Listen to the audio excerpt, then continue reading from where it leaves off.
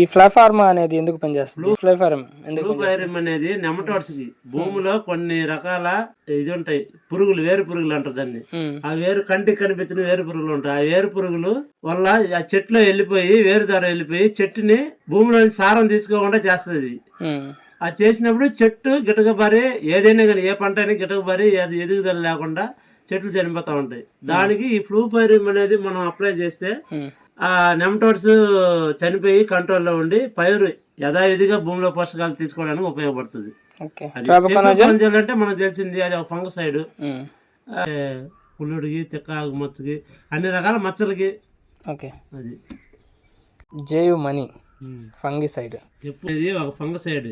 దాంట్లో 2 రకాల మందులు ఉంటాయి.